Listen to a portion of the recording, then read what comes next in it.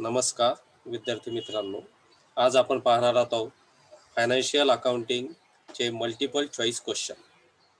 त्यामध्ये सर्वप्रथम पहिला क्वेश्चन आहे, which of the following is the debit and credit rules for a personal account. त्याचे ऑप्शन आहेत, A number debit what comes in, credit what goes out. B number debit all expenses and losses, credit all income and gains. तिसरा option आहे debit the receiver and credit the giver. चौथा option आहे debit the giver, credit the receiver. या चार पैकी आपला जो personal अकाउंटचा नियम आहे त्यासाठी सुटेबल ऑप्शन हे सी आहे, म्हणून आपण सी याला चॉईस करू. दुसरा प्रश्न आहे, the assets can be convert into cash within a short term period that is 1 year or less are known as.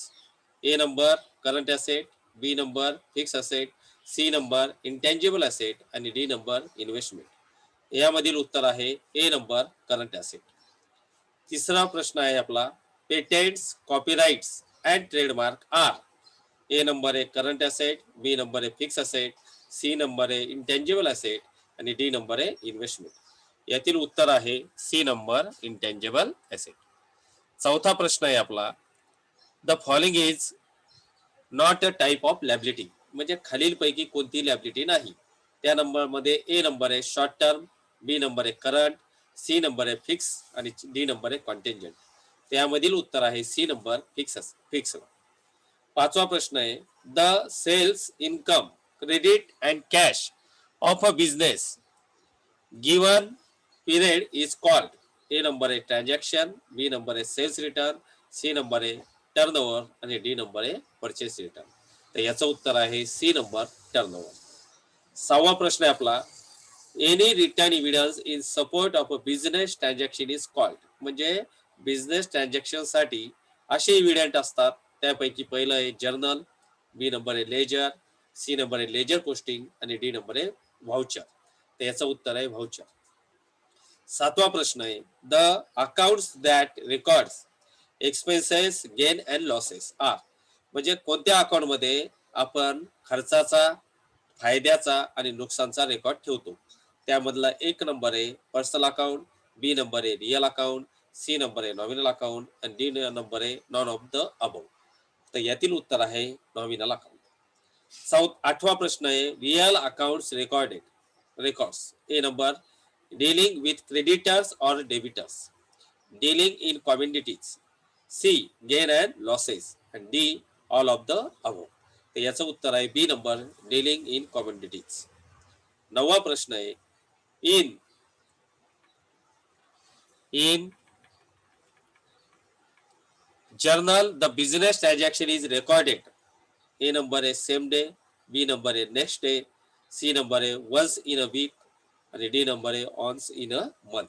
म्हणजे आपण जर्नल रिचार्ज रेकॉर्ड कधी करतो. तर त्याचं उत्तर आहे ए नंबर सेम डेट, ज्याची त्याच दिवशी. 10 नंबरचा प्रश्न आहे, the following is are the type of journal. जर्नलचे खालील कोणते प्रकार आहेत. नंबर ए परचेस जर्नल असतं, B sale journal, C cash journal आणि D all of the above. त्याचं उत्तर आहे ऑल ऑफ द अबव.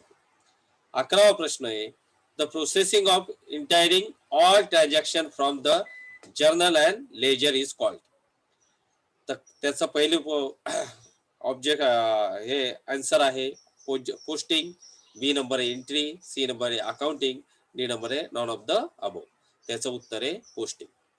12वा प्रश्न आहे, the following is a statement showing the financial status of the company at any given time.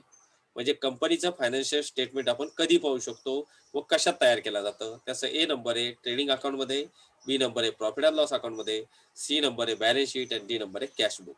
त्याचं उत्तर आहे balance sheet. 13वा प्रश्न आहे, the following is a statement of revenue and expenses for a specific period of time. ज्यामध्ये income आणि खर्च याची नोंद केली जाते.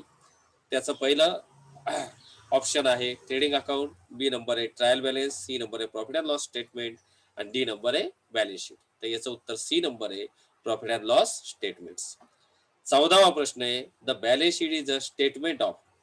ए नंबर आहे ॲसेट्स, बी नंबर आहे लायबिलिटी, सी नंबर आहे कॅपिटल आणि डी नंबर आहे ऑल ऑफ द अबव. तर याचं उत्तर आहे ऑल ऑफ द अबव. आपल्याला हा व्हिडिओ कसा वाटला याबद्दल कृपया प्रत्येकाने शेअर करावा, कॉमेंट्स करावा.